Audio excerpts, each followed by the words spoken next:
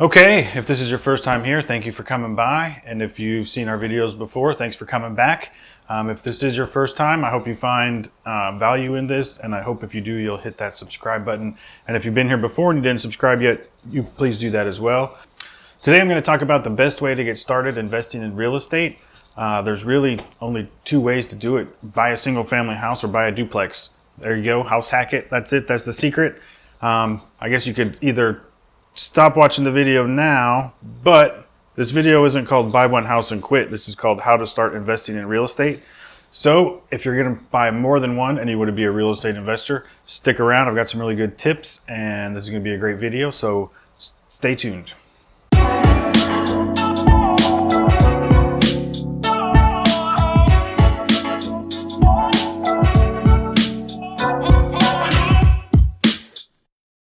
Okay, let's talk about the best way to get started investing in real estate. I think the best way to get started in real estate is if you can buy a duplex or a triplex or even a fourplex rather than a single family. But if you buy a single family, you can still house hack it and rent out some of the rooms. But for this example, I'm going to go with that you bought a duplex for your first house. You're going to get the income from one side, you're going to live in the other side. More than likely, you're going to get pretty close to living for free. The rent, depending on the market that you're in, the rent from the other side of the duplex should pretty much cover the mortgage or most of it. Now, duplex is going to cost a little bit more than a single family home, but you can still take advantage of low down payment for your first property and being owner occupied. You could get an FHA loan, probably with around 3.5% down. I'm not going to get into all the different types of loan programs and down payments and everything in this video. We'll do that in another video. But for this instance, let's say you bought a duplex, you got an FHA loan. Let's say the purchase price is $125,000. 3.5% down on $125,000 is $4,375. So that's your down payment. You're going to have some closing costs on top of that. We'll get into that in a minute. Let's say your interest rate is about 3.83. That's about what rates are today in December 2019. And you're going to get a 30-year mortgage. I always recommend getting a 30-year mortgage. I don't care what Dave Ramsey or Susie Ormond or any of these gurus tell you about 15-year mortgages and getting things paid off faster. We're not buying one house. Their advice isn't to real estate investors. Their advice is usually to the one person to try to stay out of debt and just have no debt. We like debt. We're real estate investors. We like to use other people's money and we like to keep it for as long as we can. So you're going to keep your payments as low as possible with a 30-year fixed and stretch those payments out over a longer period of time, because we're always trying to get more money to get the next deal to buy another property. So always get a 30-year fixed rate mortgage. Don't mess around with ARMs or anything else. 30-year fixed rate mortgage, that's the best way to go. Okay, with this example that we're working with, that's going to give you a principal and interest payment of $574 a month. Principal and interest, P&I, we always talk about PITI, principal, interest, taxes, and insurance. And in this case, you're going to also have mortgage insurance since we're doing an FHA loan and you're putting less than 20% down, you're going to have that mortgage insurance tacked onto there. Not the best scenario for real estate investing. We're hopefully going to just have to do it this one time, maybe two times. We'll see how it goes in the future when you buy your next property. But for now, you're going to have that mortgage insurance. It's $74 a month. So we're going to add that on to our principal and interest. And where I live in Florida, your taxes are going to be, all right, most of my investments are actually not living in Florida right now, but where all my properties are that I own right now, they're all in Florida in the Panhandle. And taxes on $125,000 property are going to run you about $1,200 a month. So that's $100 a month on your payment. And we have hurricanes, so we have to get wind insurance on top of our regular homeowners insurance policies. So let's say your insurance is going to run you about $150 a month. That's going to give you a total payment of $911 per month. In this scenario, let's say this duplex that you bought is 2 bedrooms and 1 bathroom on each side. In the market that I'm in, that's probably going to rent for about $1,100 a month. I have a duplex already right now, and that's the same. It's 2 bedrooms, 1.5 bathrooms on each side, and I get $1,100 for each one of those units. So let's go with that number. So your payment's $911. You're getting rent from one. Let's say you're getting $1,000 rent on one side. You're already making money. You're making $89 a month profit off of your rental already. So you bought your first rental property. You're living for free. Now what do we do? We're homeowners. We're not necessarily real estate investors yet. So how do we get to the next level of being a real estate investor? This is the important thing. This is one of the things that nobody else talks about. Everybody's on the internet talking about buy properties with none of your own money, use other people's money, none of all these things.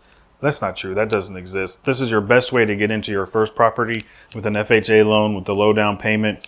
With the FHA loan, you can also have the seller pay all or some of your closing costs.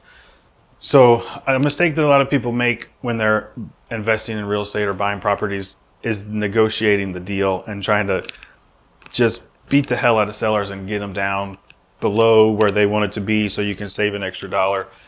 And sometimes it's better to not beat the sellers up.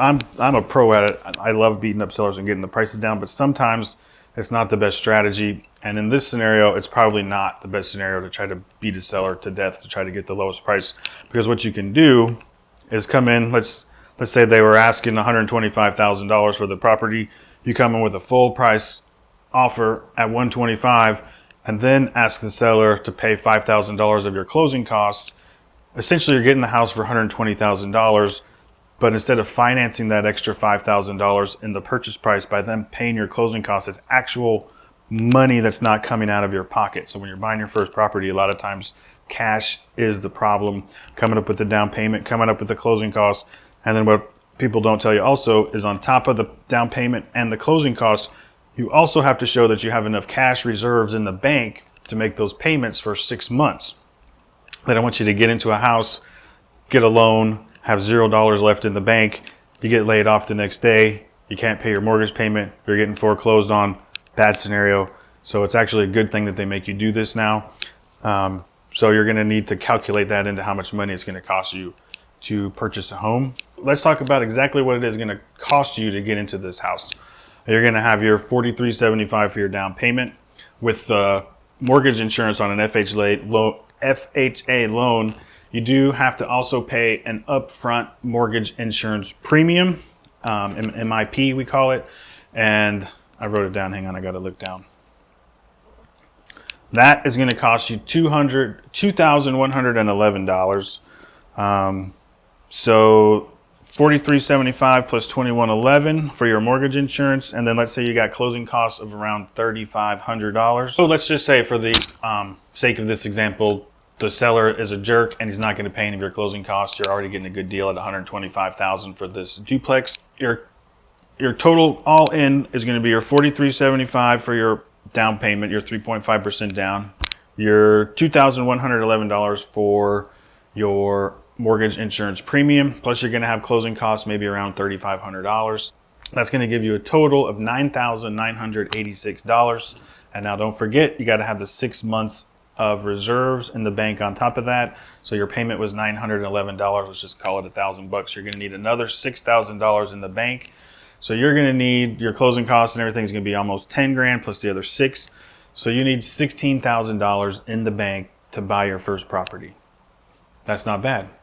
You don't have any money right now. Can you save $1,000 a month? If you can save $1,000 a month in 12 months, you have $12,000. You should be ready to buy a house within a year. If you can double that, triple that, I'm going to have some other videos that talk about how to save money, how to get your debt paid off, to, start putting money into the savings accounts. Those are for another time. But just looking at the numbers for now, to get into a duplex or a property in the $120,000 range, you're going to need about $16,000. Now, if you did have a seller that was going to pay part of those closing costs, you could knock $3,500 off of that. Maybe even a little bit more. I think they could pay part of your insurance premium as well. That's a question for your mortgage broker. But if that was the case, you might be able to get in for under $10,000. So one of the best things you can do before you get too far into the process is get with a mortgage professional. Talk to them about what interest rates are like in your area. Talk to them about what kind of loan programs they have, and just get an idea, get your credit checked. Maybe you got 12 months worth of credit repair to do before you can even qualify for a loan in the first place. So the sooner you start looking at all these things, the sooner you're going to be ready. Don't spend a year saving up $16,000 to buy a duplex and then go to get your mortgage. Then you go shop for a house, then you find the perfect house, then you go to the mortgage person and they're like, dude, you got a 300 credit score. You're not buying a house anytime soon. So I've got another video I'm going to do on how to get your credit score up if you do have credit score problems. So that's definitely something to think about. You got to get all your ducks in a row. And while you're doing one thing, saving money, you could also be working on your credit score. And if you have a ton of credit card debt, you also have to have that debt to income ratio in line, the DTI we call it. Another thing to keep in mind when you're buying a duplex or a triplex or a fourplex is you got to qualify for that payment, especially on your first property. You've got to be able to qualify for that payment without any of the rental income that you're going to be receiving from the other unit or units. You have to have a 12-month history of receiving rental income, and it has to show on your tax return before you can actually use that for qualifying purposes to get a loan. So this is the big one. This is what's going to also, this is why I called this how to start investing in real estate, because this is the biggest piece of advice you're going to get that I haven't heard anybody else talk about this. The 12 months you have to have on your tax return to qualify for the next property. Once you've got that first year under your belt, even if you're house hacking, if you bought a single family house and you're house hacking and somebody's paying you rent in your house, get a lease from them, have them sign it, fill out a lease, have them pay you with a check. Don't let them pay you cash, have them pay you with a check. So you've got those deposits in your bank account. And then when you do your taxes, you have to actually show income. You don't have to show much income, but don't show a loss, show rental income on your tax return. And now you're legally and financially a landlord. So when you go to buy your second property, you can use that income to qualify. So if you're going to buy a duplex and live in it for a year and then buy another duplex next year, now you can count on your second property, you can count the rental income from both sides of the duplex that you're moving out of and the other side of the rental property that you're moving into. So you've got three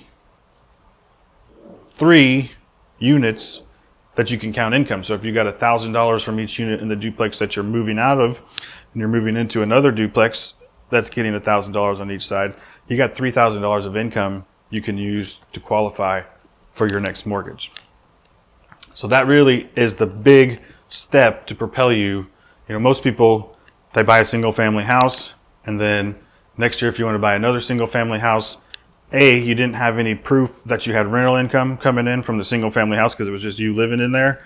And now you're going to buy another single family house that's not going to produce you any income because you're just moving into that. So now you got to qualify for both mortgages. Even though you're getting rent on this one, now you're 2 years into this real estate investing thing with zero rental income showing up. So this is the fastest way to get you ahead in real estate investing. Now, I personally don't think duplexes are the best investment in the market where I live. They sell at a lower price per square foot. If you need an exit strategy and you want to sell them, they haven't been appreciating at the same level of single family houses. And I think they get a little bit lower rents than a single family house gets as well. But I do think it is the best way to get your foot in the door as a new investor to start buying real estate, to get that income coming in, to get that income on your tax returns, and to get so you can start saving more money to buy the next property. Once you do have one or two, and your market might be different, maybe duplexes or fourplexes or eightplexes, maybe they're the best investments in the market that you live in. I don't know where you live, so that's something you got to talk. I mean, you can talk with realtors, find other investments. There's usually investment clubs where you live. Where I live, there is a real estate investment club. I've been to a couple of the meetings. It's a lot of newer investors in there, but there are some older, saltier investors in there that are happy to give you advice as well. So learn from those people and network and find out, even if you're a year out from being ready to buy something, get into some of these investment clubs, find a realtor, take him to lunch. We love a free lunch. I'm a realtor. If you call me and told me you want to buy me, I get people all the time that just want free advice. If you offer to buy me lunch, I'll sit there for an hour and tell you everything I know, all my secrets. So it's pretty easy to find people that are willing to help you out as a new investor. There's a lot of people out there with, like I was talking about earlier, with all this videos about how to buy real estate with none of your own money, and it's all BS. Like, you need your own money. It's not easy. It's not the hardest thing in the world. It just takes some discipline and some of these tips along the way that can help save you a lot of time and headache. I'm one of those people. I believe in real estate. I've gone from being totally broke to over $1 million net worth in 6 years investing in real estate. I put my money where my mouth is. I put an offer on another property yesterday. I'm going to hopefully do a video about that once I don't have the paperwork signed yet.